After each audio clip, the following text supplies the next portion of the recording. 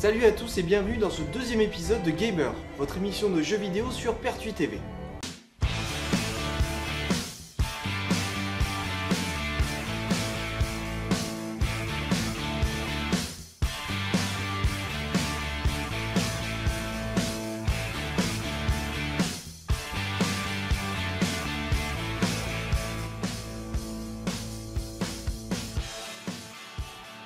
Cette semaine, pas mal de news et beaucoup de sorties. Mais surtout, les deux choses qu'il faut retenir, c'est la victoire de la France à la Coupe mondiale de foot sur FIFA 14 et la BlizzCon avec la nouvelle extension de World of Warcraft qui a été annoncée il y a quelques jours. Et je vais vous détailler, pendant que vous regardez la bande-annonce, tous les éléments qui vont s'ajouter dans cette nouvelle extension.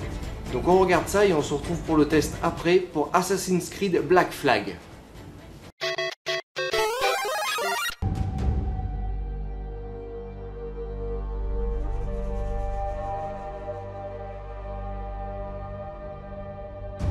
Énormément de nouvelles pour cette nouvelle extension de World of Warcraft intitulée Warlord of Draenor.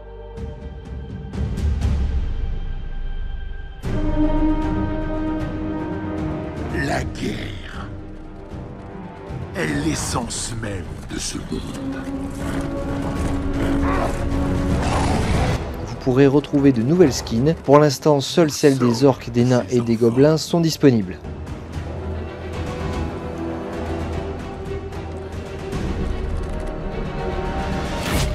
Bientôt, nous régnerons. Vous pourrez également propulser votre personnage au niveau 90 et maîtriser de nouvelles techniques afin de franchir le portail pour Draenor.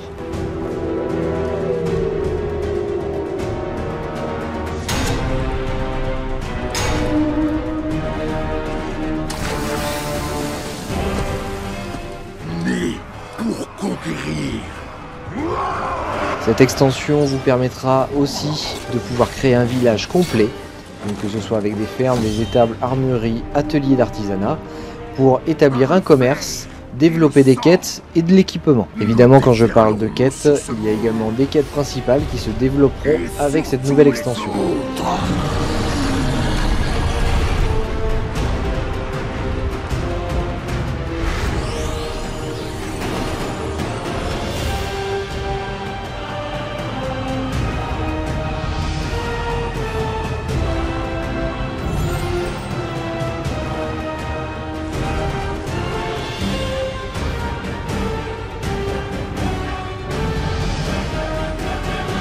Nous sommes unis par le fer.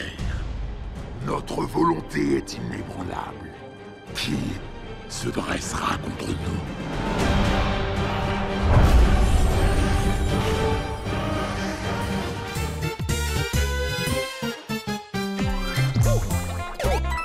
Super Mario 3D World sur Wii U. On l'attend pour le 29 novembre et il est considéré aujourd'hui, avant les tests, comme un des grands Mario à venir. J'espère que la promesse sera tenue, on verra lors de la sortie.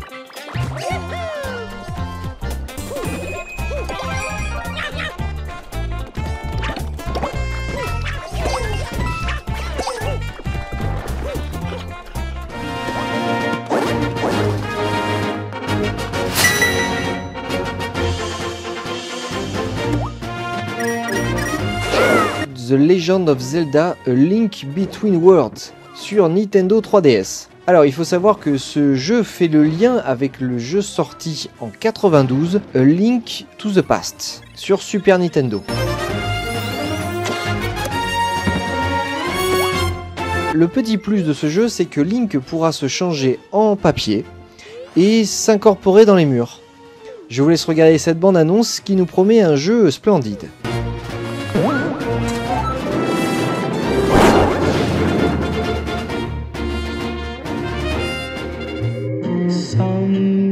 Even in a utopia, someone needs to clean up the mess.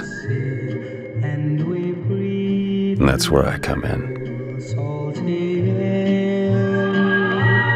On retrouve le DLC de BioShock Infinite, Tombeau sous-marin. On incarne encore une fois les personnages de BioShock Infinite, mais à Rapture. On retourne donc dans cette ville sous-marine pour notre plus grand bonheur. Ayant été un tout petit peu déçu par BioShock Infinite, j'espère que ce DLC me fera renouer avec la première série. And I was desperate enough to believe her. Well, you gotta name this. Elizabeth.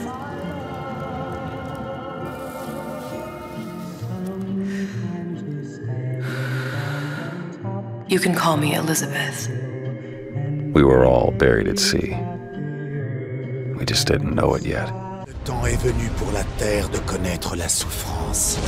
Vous autres mortels, vous pensez que vos héros peuvent vous protéger. Vous êtes pathétiques. Lego Marvel Super Héros qui sort sur l'ensemble des plateformes. On retrouve donc encore une fois des personnages Marvel à la sauce Lego.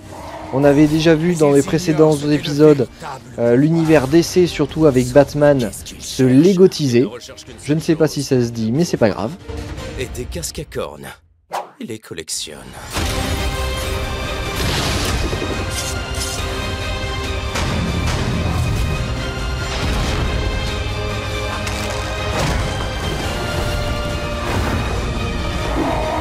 Vous pourrez donc incarner Iron Man, Hulk, Thor, Spider-Man, Wolverine et plein d'autres super-héros Marvel pour affronter Galactus, Loki principalement. Alors on connaît surtout les jeux Lego pour leur humour et je pense que celui-là ne dérogera pas à la règle. Sorti le 15 novembre 2013. You can't catch devils with angels. I am not you. Vous pourrez retrouver Need for Speed sur Xbox 360, PS3, PS4, Xbox One et PC. Le jeu fait référence au premier de la série, où on verra des affrontements entre flics et chauffards. Et franchement, ça manquait. Don't make me famous. You will fail. You will break you. You are my challenge. You are our target. You are my rival.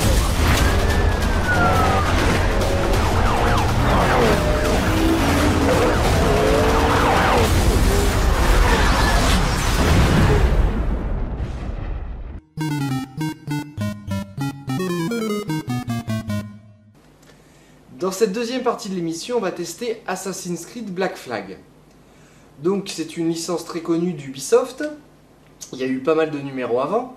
Alors, voilà, là donc je commence le jeu par une petite synchronisation. On est dans la crique du personnage principal. C'est à lui, au bout d'un moment dans le jeu, on réussit à avoir ce petit coin de paradis. Et tout ce qu'il y a dessus, c'est à nous. Alors là vous voyez, donc j'ai fait une petite synchronisation avec la nature, avec tout ce qui nous entoure, comme dans les précédents opus. Et vous voyez donc il y a un petit peu plusieurs éléments à récupérer. Donc il y a des trésors, les petites notes ce sont en fait des chansons de marins. Je reviendrai là-dessus un tout petit peu plus tard. Et ici il y a également des échoppes pour pouvoir acheter des améliorations pour le bateau, mais également des améliorations pour l'île. Voilà. Allez hop, on va commencer de suite. Alors, je vous explique un tout petit peu le synopsis du jeu. Donc, vous incarnez Edward Kenway, qui est un pirate. Et la première chose que vous faites dans le jeu, c'est que vous assassinez un assassin. Voilà, et vous lui piquez son déguisement. Enfin, son costume. Et évidemment, bah, ça va faire l'objet d'un quiproquo, en fait, en tout cas au tout début du jeu, puisqu'on va vous prendre pour un assassin. Voilà. Alors il faut savoir que Edward, donc c'est un Anglais qui a décidé d'abandonner sa femme pour pouvoir aller faire de la piraterie. Le problème c'est qu'il s'est un petit peu pris au jeu, le bougre. Voilà. Alors là je vais vous montrer ici, donc sur l'île, c'est une boutique pour améliorer son bateau. Donc je vais vous montrer un petit peu les possibilités qu'on a. Voilà, donc ici. Je peux faire des améliorations pour mon bateau qui s'appelle le Jack Down. Donc je vais améliorer mes canons sur le côté, par exemple. Et je peux également améliorer la proue, la coque, l'ensemble des canons qui se trouvent sur le bateau et la résistance, par exemple. Acheter des boulets de canon, améliorer les boulets pour qu'ils explosent, etc. Donc il y a plusieurs évolutions possibles pour le bateau. Vous avez également des apparences à lui donner, des munitions à acheter, ce genre de choses. Voilà, vous pouvez également vendre ce que vous allez récolter lors des abordages. Donc voilà, là il y a du sucre, du rhum, tissu, métal, bois. Alors généralement le tissu, le métal et le bois, ce sont des matériaux qui sont essentiels lors de la reconstruction de votre bateau ou tout simplement pour acheter des améliorations. Voilà. Allez, on va passer de suite à un abordage. Alors là, je voudrais que vous écoutiez un petit peu ce qui va se passer lorsque je vais aller à la barre.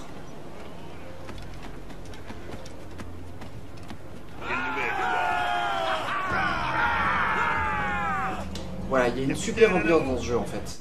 Et ça vous permet, tout simplement, de vraiment rentrer dans la peau du personnage d'Edward.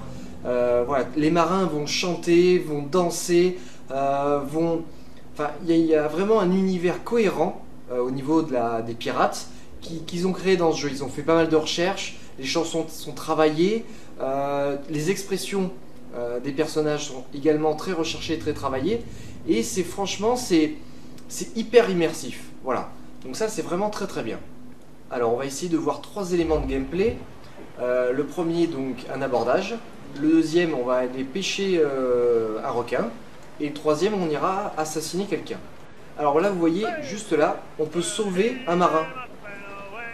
Voilà, donc les marins que vous sauvez comme ça sur l'eau, deviennent un membre de votre équipage. Vous pouvez en accueillir de plus en plus pour que les abordages soient de plus en plus faciles. Alors, en même temps, je vous montre un tout petit peu la carte, qui est quand même assez grande. Il y a énormément de choses à faire. Alors, j'ai pas fini l'histoire principale, donc il y a énormément de lieux que je n'ai pas encore découverts. Mais je vous laisse regarder un tout petit peu ça. C'est quand même très grand. Voilà. Alors moi, je suis ici et je vais essayer d'aller attaquer un bateau. Alors, je vois qu'il y en a juste en face de moi. Alors, écoutez un petit peu le chant des marins. Voilà, c'est ça que je vous parlais. Et c'est ça l'ambiance. Enfin, voilà, ça participe énormément à l'ambiance du jeu. Sur tribord, capitaine! Je vois du putain à la dérive, capitaine!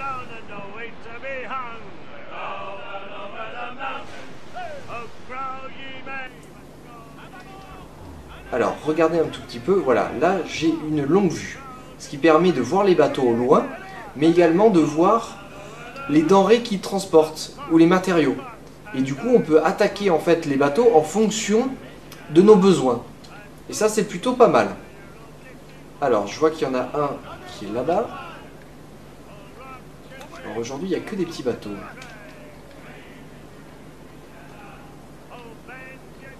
Allez, c'est pas grave. On va aller aborder ce bateau-là. Alors, il y a plusieurs éléments d'artillerie. Je vais vous en montrer un de suite. Ce sont les mortiers, qui permettent de tirer vraiment au loin. Ensuite, vous allez avoir les canons sur le côté. Donc voilà, là j'ai coulé le bateau, mais j'ai également récupéré le butin. Alors là c'était facile, c'était un tout petit bateau de marchandises. Je vais essayer de trouver quand même une proie un petit peu plus difficile. C'est des chasseurs de pirates! Ah, alors voilà, alors là, il y a un chasseur de pirates. Les chasseurs de pirates sont très difficiles à battre, puisqu'en fait, ils ne vous lâchent pas. Déjà, ils sont lourdement armés, dans un premier temps, mais surtout, ils ne vous lâchent jamais.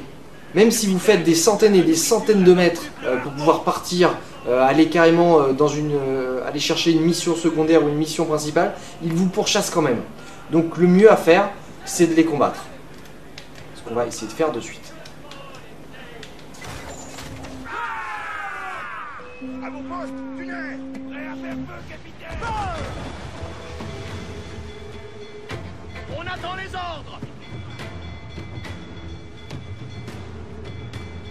Attention, capitaine! Nos ennemis patrouillent!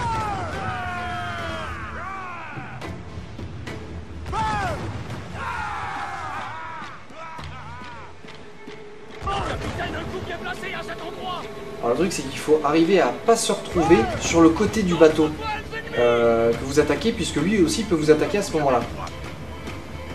Là, voilà, un petit peu comme ça. Voilà, là le symbole du Y, vous avez vu, donc c'est pour pouvoir infliger des dégâts assez majeurs au bateau ennemi. Et évidemment, lui, il peut vous foncer dessus pour pouvoir vous couler.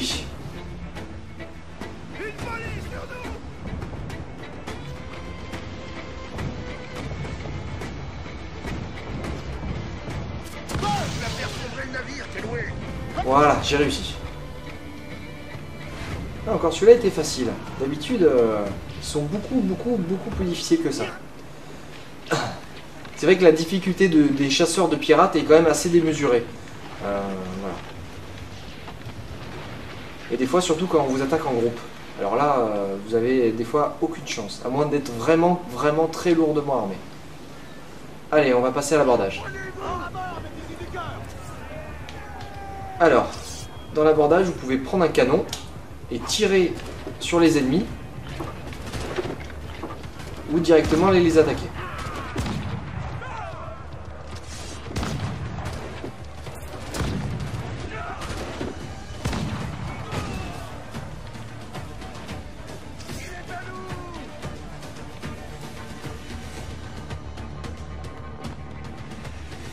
Lorsque vous réussissez à aborder un bateau, vous avez trois choix, soit réparer le vôtre, soit baisser le niveau de recherche, soit un peu envoyer en fait la flotte de Kenui, c'est les amis, vos amis. Vous avez plusieurs pirates qui travaillent avec vous, que vous rencontrez au cours de l'aventure, et vous pouvez envoyer une partie de leur bateau pour attaquer quelqu'un. Voilà. Donc moi je vais réparer un tout petit peu mon bateau. C'est toujours plus intéressant pour pouvoir aller aborder quelqu'un d'autre. Alors il y a quelques petits bugs mineurs dans le jeu.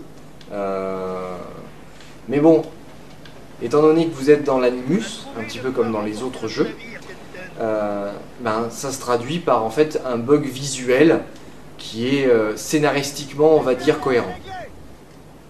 Alors oui, je vous ai pas parlé de ça, de la partie scénario, mais au niveau du présent, puisque là évidemment tout ce qui est piraterie c'est dans le passé. Votre personnage principal dans le présent, en fait, c'est un employé d'une société qui s'appelle Abstergo et qui est chargé de visionner la mémoire de Desmond Miles, donc le protagoniste en fait des précédents opus. Mais alors, je vous montrerai pas ça parce que c'est complètement anecdotique et ça ne sert absolument à rien. Voilà, c'est juste là pour montrer qu'il y a l'animus et à la limite pour donner une explication scénaristique au bug. C'est tout.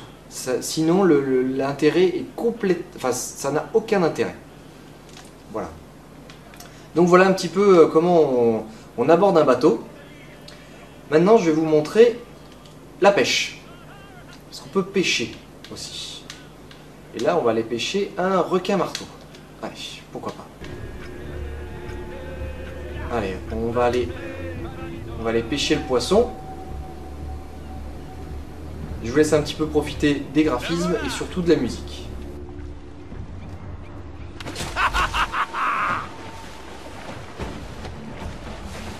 C'est ça, épuise-toi.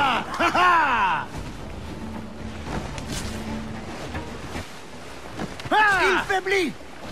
Alors, le fait de harponner un requin ou d'autres animaux marins, ça vous permet d'améliorer surtout les équipements d'Edouard. Attention, par tribord avant. Le cordage est amarré, capitaine. On le tient. Vous avez vu ça, les gars? Ah, il a eu raison du cordage.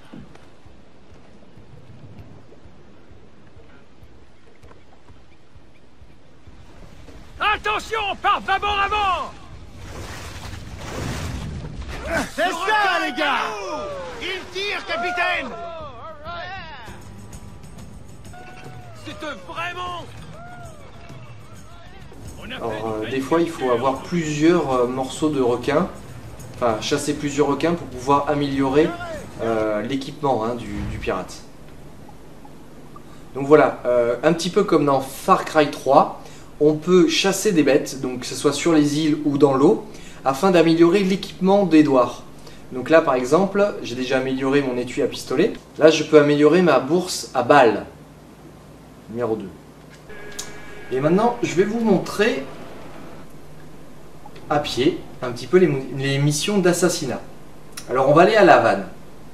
Bon, je vous le cache pas, si vous adorez Pirates des Caraïbes, c'est le jeu à acheter. Voilà, c'est vraiment... si vous avez toujours voulu être Jack Sparrow ou Barbe Rouge, Barbe Noire, enfin tous les pirates en barbe, il faut acheter le jeu. Voilà, il est très travaillé au niveau des détails, au niveau de l'univers, du contenu et tout. Et franchement, rien que pour ça, ça vaut le déplacement. Alors là, on va aller chercher un contrat d'assassin. Ok. Donc il y a plusieurs moyens d'assassiner quelqu'un. Soit on y va à la bourrin, soit on essaie d'y aller discretos. Alors pour la jouer discrète, je vais essayer d'aller recruter des gens afin qu'ils fassent diversion.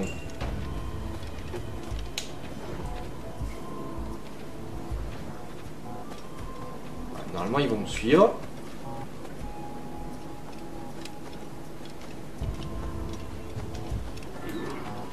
Alors on a toujours la vision d'aigle un petit peu comme dans les opus précédents. Donc les ennemis sont en rouge et la cible est en jaune.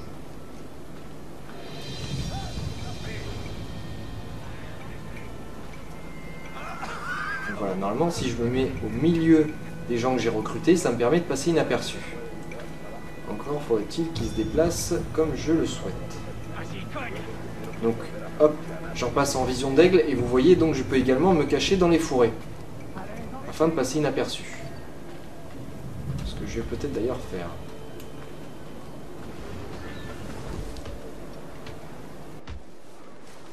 Vas-y, cogne!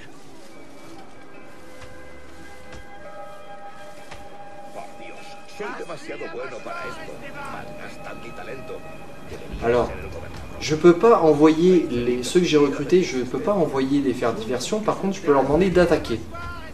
Donc là, c'est ce que je vais faire. Je vais leur demander d'attaquer ma cible. Donc c'est une espèce de diversion pour pouvoir ensuite m'attaquer à lui. Ou alors il l'assassine directement.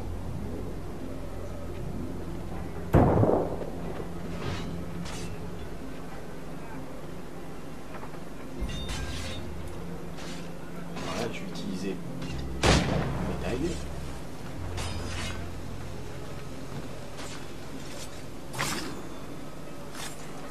Hop là. Et voilà. Ni vu ni connu. Je l'ai tué.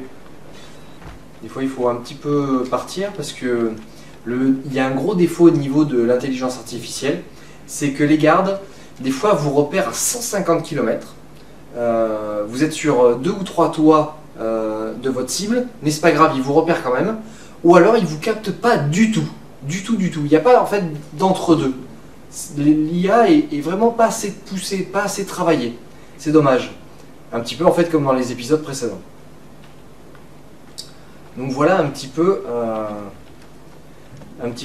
3 éléments de gameplay que vous pouvez retrouver. Bon alors, en conclusion de ce jeu, Assassin's Creed Black Flag, il y a plusieurs éléments qui sont très bien, je l'ai déjà dit je pense, mais c'est au niveau de l'univers, du game design en lui-même, je trouve qu'il est vraiment très poussé, très bien amené, très bien pensé, donc ça il n'y a vraiment rien à redire. Au niveau de la maniabilité, de la jouabilité, là c'est vrai que la difficulté est parfois disproportionnée, et les mouvements du personnage principal des fois sont un petit peu chaotiques. La caméra se place généralement toujours dans les mauvais coins, donc dans les coins d'immeubles ou dans les poteaux, donc pile là où on ne peut pas voir le personnage ni les attaques ennemies, donc ça c'est vrai que c'est un petit peu gonflant. Les attaques en bateau sont vraiment très bien faites, il faut vraiment être très concentré pour pouvoir attaquer des gros bateaux, avoir une stratégie à l'avance, préparer ses munitions, il faut avoir un bateau renforcé pour pouvoir se protéger des attaques des ennemis. Le fait de pouvoir voir au loin ce que renferment les bateaux ennemis est franchement très intéressant. Du coup ça vous permet de chercher vos cibles et pas avoir à tuer n'importe qui. Au niveau graphique, évidemment c'est très beau. Je pense que ce sera encore plus beau sur PS4 par exemple. Il y a vraiment en fait sur Xbox 360 et sur PS3 un niveau graphique qui est quand même déjà assez élevé. Il y a énormément de détails. Les animaux par exemple sont très travaillés, les visages également, les détails du bateau, des costumes. Donc, si vous adorez Pirates des Caraïbes, si vous adorez la piraterie, franchement, il vaut le coup pour ça. Si vous cherchez par contre un jeu avec un scénario, fuyez, courez vite, parce que c'est vraiment pas le jeu à acheter. Hein, du tout. Que ce soit dans le passé ou dans le présent, le scénario est quand même assez anecdotique. Alors, je n'ai pas fini le jeu, c'est vrai, mais j'ai quand même bien avancé dans l'histoire du passé. Et franchement, bon, c'est sympa, mais ça n'a vraiment pas le scénario des autres opus, qui déjà commençait quand même à décliner au fur et à mesure qu'on avançait. Mais là, c'est vraiment, je le redis encore une fois, mais c'est vraiment anecdotique, ça sert limite à rien. C'est bon, c'est très bien pour apprendre à devenir pirate, tout simplement. Voilà, c'est très bien pour ça. Voilà un petit peu ce que je peux dire pour conclure ce test de jeu.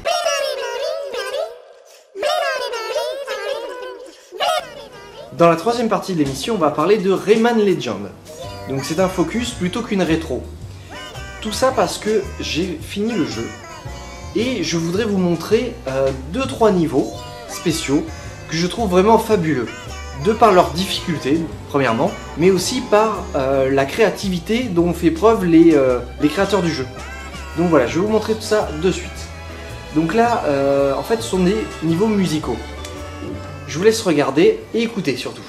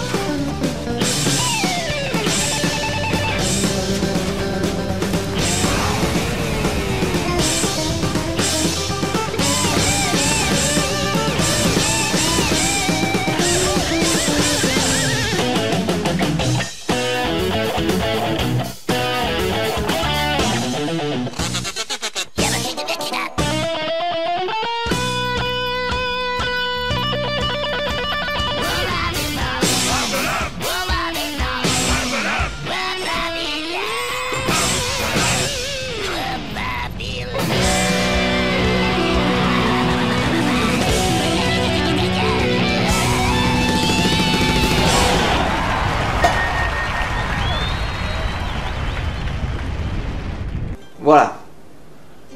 Donc ça c'est le premier niveau musical. Donc c'est plutôt sympathique. Et surtout, les créateurs du jeu se sont amusés à remanier ces niveaux musicaux à la fin. Pour les mettre en version 8 bits. Et vous allez voir ce que ça donne. Alors, ne réglez pas votre écran d'ordinateur ni votre connexion. Ce que vous allez voir est tout à fait normal.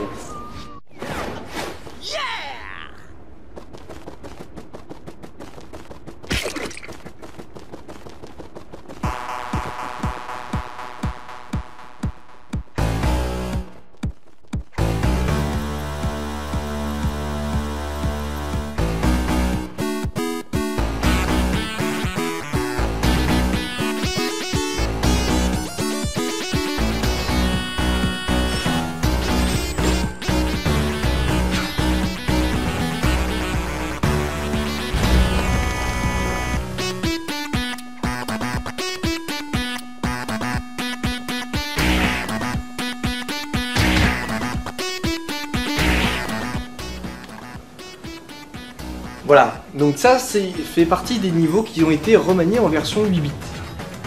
Et là vous vous dites, ouais ils se sont amusés, ils ont fait l'écran cathodique, etc. comme il y a quelques années. Et là c'est rien. c'est rien du tout.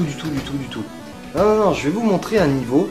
Donc vous le faites dans une version tout à fait normale dans un premier temps. Mais ensuite, il faut le connaître par cœur. Sinon c'est impossible à le faire. Vraiment impossible. Vous allez voir, il y a tellement de changements d'écran en permanence. Les niveaux s'inversent des fois. C'est très difficile à faire.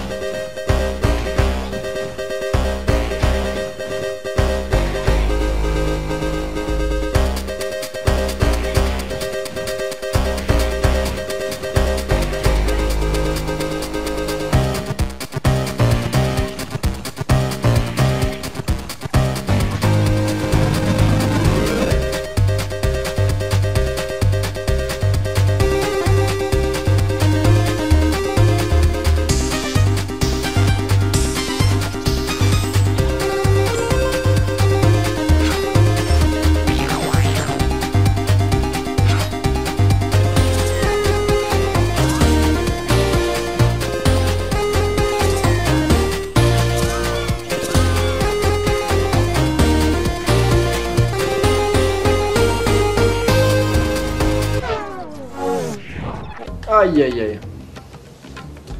Voilà, c'est des niveaux qui sont hyper durs. Hyper durs parce que même déjà dans leur version normale, dans le jeu basique, elles sont quand même déjà assez costauds. En n'y voyant rien. On voit que les développeurs ont le sens de l'humour et aiment les vieux jeux. Donc c'est ça qui est bonnard. Et je pense qu'il vaut, rien que pour ces niveaux-là, ça vaut le coup de l'avoir. Et d'arriver à se faire des parties entre amis. À savoir qui arrive à faire le monde le plus vite possible, ça franchement c'est énorme. Voilà, je voulais vous montrer un tout petit peu Rayman Legends parce que je trouve que c'est un super jeu. Au niveau graphisme déjà, bon là c'est vrai que vous l'avez pas trop vu puisque on a surtout vu les versions 8 bits, mais au niveau graphisme, au niveau de la bande son, c'est quelque chose de magnifique. Et voilà, et rien que ces niveaux avec une difficulté extrême, puisque en fait l'écran change en permanence, soit il se multiplie, soit il se brouille, soit carrément on passe pendant un moment dans le noir. Franchement c'est jouissif, parce qu'on a un défi à relever, et franchement on a envie d'aller jusqu'au bout. Et c'est ça qui est génial. Voilà, on retrouve en fait la difficulté de certains vieux jeux d'il y a quelques années, mais en ayant des graphismes qui sont superbes. Voilà. Et pour ça, je pense que c'est un beau cadeau de Noël à faire, si vous n'avez pas d'idée, hein, évidemment.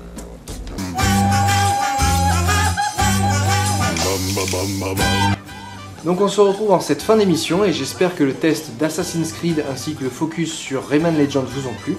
On se retrouve dans 15 jours pour une nouvelle émission et on essaiera de tester Battlefield 4 ainsi que Call of Duty Ghost si on en a le temps. Et là je vous promets pas qu'il y aura une troisième partie, mais c'est pas grave. Allez, à la prochaine.